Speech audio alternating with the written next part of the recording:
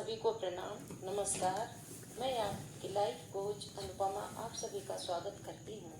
मेरा आज का टॉपिक है कि यदि आपके घर का माहौल, आपके घर के सदस्य आपके अनुकूल ना हो, आपके प्रति प्रेम ना हो, सहयोग ना हो, दुर्भाव हो, ईर्ष्या और जलन की भावना रखते हैं तो आप क्या करें।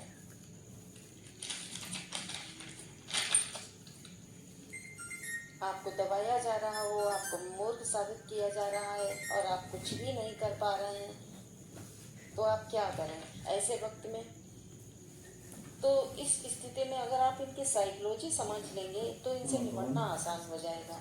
इनमें कुछ संबंध ऐसे होते हैं जिन्हें छोड़ा भी नहीं जा सकता और कुछ संबंध ऐसे होते हैं उनसे बचा जा सकता है, दूर रहा जा सकता है, लेकिन कुछ संबंध ऐसे होते हैं जिन्हें छोड़ना भी संभव नहीं होता है। जैसे हमारे इसमें माता पिता हुए, बच्चे हुए, पति या फिर पत्नी हुई, ये सब हमारे कार्मिक रिलेशन में आते हैं। इनसे अलग होना भी हमारे लिए बहुत दुखदाई होता है और साथ रहना भी संभव नहीं हो पाता। अब क्या करें। दरअसल परिवार में दुष्ट या मूर्ख व्यक्ति ज्यादा या एक दो सदस्य हो तब भी ऐसे में उस व्यक्ति को बहुत तकलीफ होती है जो वास्तव में अच्छा है। वह अच्छा कर रहा है लेकिन उसे बुरा परिणाम मिल रहा है तो उसे बुरा तो लगेगा, उसे बुरी बात बुरी तो लगेगी। उसकी जिंदगी बर्बाद होने लगती है, उसकी सारी योग्यताएं मिट्टी में मिलने लगती हैं, उसकी सारी कुशलताएं समाप्त होने लगती हैं, उसके कार्य करने की क्षमता घटने लगती है, वह कुंठित रहने लगता है, उसमें विक्षिप्तता आने लगती है, यहाँ तक कि उसमें उसे आत्महत्या का भी विचार आने लगता है। यदि भी बुरा होता तो वो भी लड़ रहा होता जिस तरह से वो सब लड़ रहे हैं, जैसे कि वो सब बोल रहे हैं उनसे भी बढ़कर वो जवाब देता, फिर उसे कोई दिक्कत नहीं होती। लेकिन दिक्कत भी यही है कि वो अच्छा इंसान है, वो मधुर स्वभाव का व्यक्ति है। उसकी दिक्कत यही है कि वो विनम्र है, वो उनकी तरह लड़ नहीं सकता, वो किसी के साथ अमानवीय व्यवहार नहीं कर सकता और सह भी नहीं सकता, और सहे भी तो कब तक, और छोड़ना भी संभव नहीं है। इसलिए बहुत सारी समस्याएं उस अच्छे व्यक्ति के हिस्से में आ जाती हैं जो इन रिश्ते के बीच में फंसा हुआ है, मूर्खों के बीच में फंस जाता है। इस स्थिति में उस अच्छे व्यक्ति को लाभ केवल तभी मिल सकता है जब वो आशावादी हो, दूरदृष्टा हो, सकारात्मक सोच का व्यक्ति हो और ईश्वर भक्त और धर्मपरायण हो। इस स्थिति में उस व्यक्ति को अपना लक्ष्य जरूर निर्धारित करना चाहिए। उसको मैं बताती हूँ उसे ऐसी स्थिति में क्या करना चाहिए। तो अभी तक जो मैंने सबसे अधिक पावरफुल जो रेमेडी के रूप में आप कह सकते हैं वो देखा है कि उसको ईश्वर के ऊपर समर्पण, अटूट श्रद्धा अपनी बढ़ा देनी चाहिए। इसके अलावा महापुरुषों की जीवनी से प्रेरणा लेनी चाहिए जिन्होंने विपरीत परिस्थितियों में अपने आप को मजबूत करके ऊंचाइयों तक पहुंचाया है। तब उस परिवार के बुरे लोग बुरी स्थिति पैदा करके उसे मजबूत बना रहे होते हैं। ऐसे में अपनी वैल्यू बढ़ाने के तरीके अपनाएं, ईश्वर का साथ जरूर पकड़ें, अपने तप की ऊर्जा को बढ़ाएं। ये बात मैं ऐसे ही नहीं कह रही हूँ, अनेकानेक लोगों द्वारा अनुभूत किया हुआ। यकीन मानिए बुरी से बुरी परिस्थितियां भी और परिस्थितियों पर भी केवल और केवल ईश्वर भक्ति और समर्पण से पाई जा सकती है। जिन परिवारों में संस्कार नहीं होते वो आपस में ही दुष्टता का व्यवहार करते हैं, वहाँ न किसी के हित की भावना होती है, न अच्छे शब्दों का प्रयोग होता है, वहाँ कोई भी ऐसी चीज नहीं होती जो बच्चों को बेहतर बनाए। जाहिर सी बात है बच्चों में भी वही दुष्टता आनी शुरू हो जाती है और उनकी भी जिंदगी बर्बाद होने लगती है। ऐसे में स्थिति और ज्यादा जटिल हो जाती है। ऐसे में स्थिति तब और बिगड़ जाती है जब वो दुष्ट व्यक्ति अड़ियल भी हो जाता है और समझाने से भी नहीं समझता। अहंकारी भी बहुत होती है, सारी वैल्यू खुद की, सामने वाले की कोई वैल्यू नहीं होती।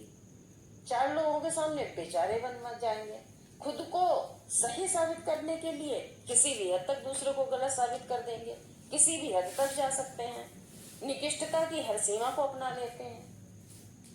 ऐसे में सिर्फ एक ही रास्ता है कि आप अपने मन को मजबूत बनाएं, अपने अंदर सहनशीलता का गुण विकसित करें, अपने लक्ष्य के अपना एक विजन जरूर बनाएं और उस विजन पे काम करें।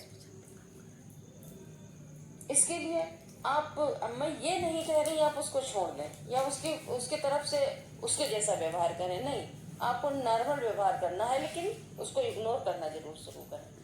अपने आप को वैल्यू देना शुरू करें, अपने आप की स्थितियों में मजबूत करना शुरू करें। आप किसी को ज्यादा, उस व्यक्ति को ज्यादा महत्व ना दें।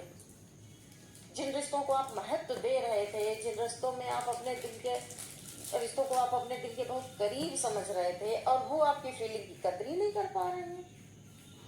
आपने प्रेम करके देख लिया, समझा करके भी देख लिया, अच्छा व्यवहार करके भी देख लिया, और जो जो दूसरे तरीके थे उनको अपना कर भी देख लिया, फिर भी सामने वाला नहीं समझ रहा, तो आप बस इग्नोर करें और यथा योग्य व्यवहार से करना शुरू कर दें। आप अब भी अगर ज्यादा महत्व दिए जा रहे हैं, उनकी बातों के दिल पे लिए जा रहे हैं, तो मर जाएंगे आप, हालत खराब हो जाएगी आपकी। इसलिए खुद की ताकत, खुद की ताकत बनिए।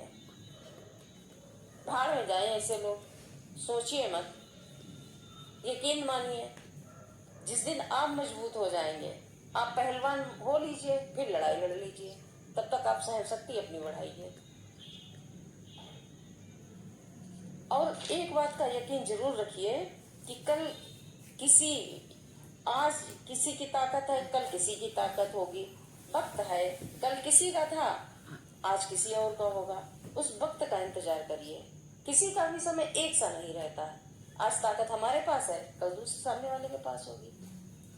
कल सामने वाले की थी, आज हमारी होगी। तो खुद को मजबूत करके अपने कद को बढ़ाएं, अपने रुतबे को बढ़ाने का प्रयास करें और अपने आप को इस मुकाम पर लाकर खड़ा करें कि लोग आपका सम्मान करें। जब आप कामयाब व्यक्ति बन जाएंगे, तो समाज ही नहीं, परिवार की भी नजरें आपके प्रति बदल जाएंगी। आप आज से, अब से, बल्कि अभी से अपनी प्रतिभा, अपनी योग्यता, अपने ज्ञान को बढ़ाने में लग जाइए। तब परिवार की विपरीत परिस्थितियां आपको मजबूत बनाएंगे।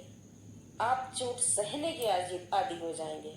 आप ज्यादा मजबूत और ज्यादा शक्तिशाली और ज्यादा बेहतर इंसान बन जाएंगे। याद रखिए, जब आप समाज में कुछ कर दिखाएंगे, उन्हें खुद की भूल का एहसास होगा, जिन्हें वो अयोग्य समझ रहे थे, वास्तव में अयोग्य समझकर वो वास्तव में बड़ी भूल कर रहे थे। उस वक्त वो खुद को हारा हुआ महसूस करेंगे और उस आत्म सिद्धि से खुद को आपको अपनी वास्तविक प्रसन्नता का अनुभव होगा। गांठ बांध लीजिए, अपनी वैल्यू, अपना विजन तय करिए